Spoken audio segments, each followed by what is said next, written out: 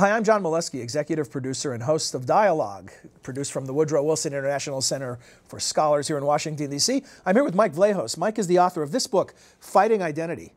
Fantastic book, Sacred War and World Change. And Mike, I have a couple quick questions for you. Why you decided to write the book in the first place?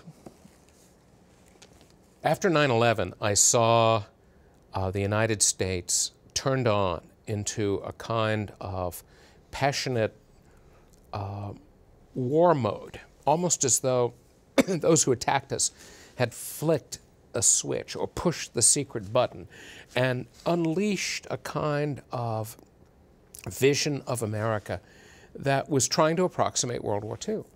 And then I saw that passionate desire to redo World War II, to finish the job of World War II, to redeem humanity, fall apart. And fall apart not only unbelievably quickly, but to reach a point of abject failure within 5, 6, 7 years.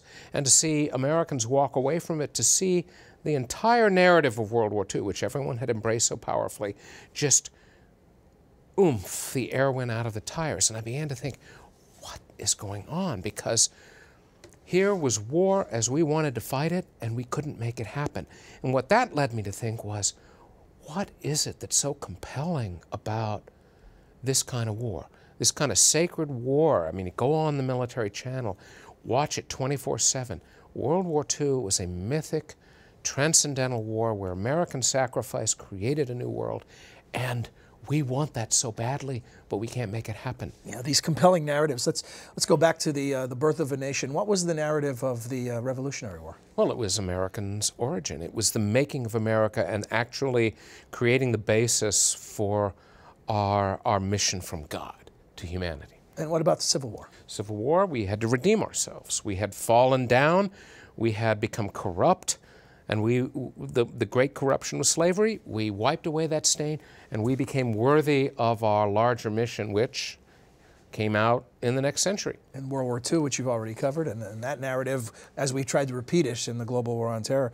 What we're really talking about here, right, is change on the level of global transformation.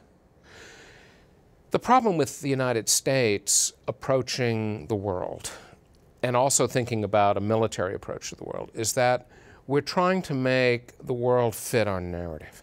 And our narrative, as you suggested, and which I treat in the book, is a narrative that's linear and progressive. We go from a tiny vision in God's eye to being the redemptive agent of God for humanity. That has not succeeded, but we're still pushing that. And by God, we'll make it happen. But the truth is that the world is changing in ways that we are not able to see, and the corollary to that, the flip side, the other half of the coin, is that we are transforming too. In other words, we created a world in modernity that we call globalization, but that world has also created a mechanism, a dynamic of change that is leading us to something else. And not just the world as a whole, but the United States. And we are still stuck into these war-defined narratives of transcendence that will forever make America the great leader and the savior of humanity, whereas in fact, an entirely different story is unfolding. Thanks, Mike. If you're interested in more, the book is Fighting Identity. Also, if you'd like to see a complete interview with Mike Vlahos, you can go to wilsoncenter.org, look on the right-hand side of the screen, click on Dialogue, and you'll find the complete 30-minute program. Thanks.